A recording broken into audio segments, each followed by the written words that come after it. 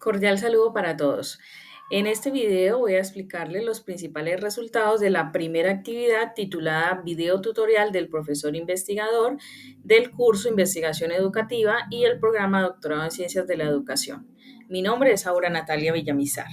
Bien, en primera instancia me permito compartir ciertas apreciaciones frente a los antecedentes históricos de la ciencia y su relevancia en la investigación, citando entonces aquellos aportes de Uribe Mendoza en el 2017 que nos pregunta ¿para qué estudiar historia de la ciencia? Y precisamente porque el investigador puede llegar a un punto específico del desarrollo de un determinado tema y gracias a esta historia pues también saber cuál va a ser la manera de conducir sus avances. Recordemos que pues también tiene como función salvaguardar esa información, esas prácticas de diferentes culturas y momentos de la historia frente a un tema. Existen también, desde esa perspectiva, nos recuerdan que la historia de la ciencia, pues también describe el proceso de transformación y evolución de la acción cognitiva humana. Existen varios factores, como los vemos en el esquema, culturales, económicos, espaciales, políticos, epistémicos, religiosos, materiales y ambientales, que generan también esas transformaciones científicas y están presentes. Bien, rápidamente muestro esta línea de tiempo que elaboré en Genially frente a las reflexiones de la historia de la ciencia, destacando 6 momentos importantes. A mediados del primer milenio, en los países de Oriente Antiguo, ¿cierto? Egipto, Babilonia, pues se empiezan a racionalizar esos conocimientos empíricos. Ya posteriormente en Grecia Antigua se deslindan esa tradición religiosa y ya se deja ver tantos mitos para explicar la realidad, sino se buscan unas explicaciones más de orden científico. Posteriormente, en un tercer momento, en Europa Occidental, entre 1600 y 1700, pues está toda la evolución técnica, acompañado posteriormente de la revolución industrial, que se considera un gran elemento dentro de esta historia de la ciencia, dada en Gran Bretaña, recordemos que sucedió entre 1760 y 1820. Ya posteriormente, gracias a esa revolución industrializada, viene esta quinta etapa de segunda mitad del siglo XV, relacionado con la gran producción maquinizada. Y posteriormente en la época actual, pues sabemos que son aún más frecuentes esos descubrimientos científicos y sobre todo la ciencia como utilización práctica. ¿Qué valores e intereses se deben tener en cuenta en la investigación? Bien, más que nombrarlos, como es progreso, optimización de recursos, simplicidad, validez lógica, verdad, libertad, pues recordar que estos valores pueden ser de 3 tipos: cognitivos, éticos o estéticos, que juegan un papel muy importante en la investigación y que sobre todo deberían estar presente en 3 momentos: los fines en función de los cuales se investiga, ¿cierto? El propósito, el para qué objetivo se busca, la formulación y la selección del problema. Se supone que pues toda investigación debería generar ese progreso, ese bienestar, ¿cierto? Buscando entonces la validez lógica y la verdad, sobre todo que exista libertad de información, de acceso a ella por parte de los implicados en la investigación y que obviamente también todo investigador busca optimizar esos recursos humanos, financieros, físicos para poder resolver esa problemática.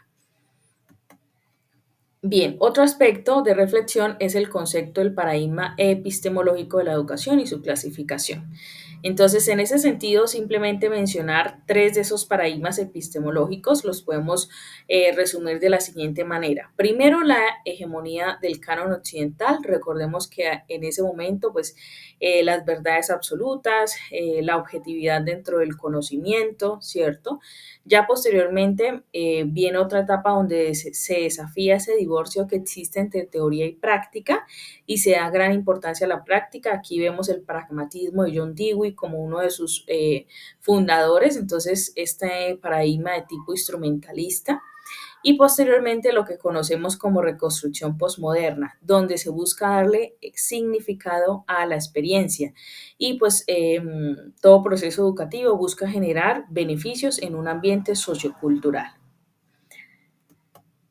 Bien, Otro aspecto pues importante es la relevancia de la ciencia en la práctica educativa. Aquí pues a manera de conclusión de la revisión académica me permito citar a Vázquez y Acevedo y Manacero que en el 2005 realizan un muy buen artículo, lo recomiendo su lectura completa, titulado Más allá de la enseñanza de las ciencias para científicos, hacia una educación científica humanística.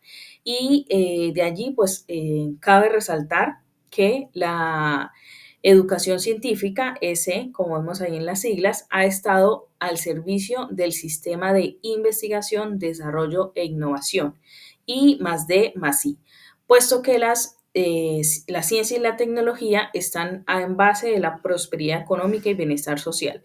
Y bueno, serían innumerables el listado de beneficios que la humanidad en general ha podido gozar precisamente de este sistema de innovación. Por tanto, la educación científica es de gran relevancia e importancia dentro de la práctica educativa porque sin esas buenas bases, pues seguramente los sistemas de investigación y desarrollo e innovación en los países, pues se van a ver carentes de ese recurso humano tan valioso para seguir investigando. Y de allí, pues resalto estas dos citas muy importantes que abordan esa problemática de no darle la debida importancia a la relevancia de la ciencia. La primera es el continuo descenso de estudiantes con estudios universitarios en carreras relacionadas con ciencia y tecnología. En esas profesiones se está viendo que no están seleccionando las carreras y si las seleccionan pues se ve un frecuente abandono, ¿cierto? Debido precisamente a que en la escuela, en la práctica educativa, en sus primeros inicios, se presentó a la ciencia como algo aburrido, tedioso, de mucha lectura, que poco tenía que ver con la realidad.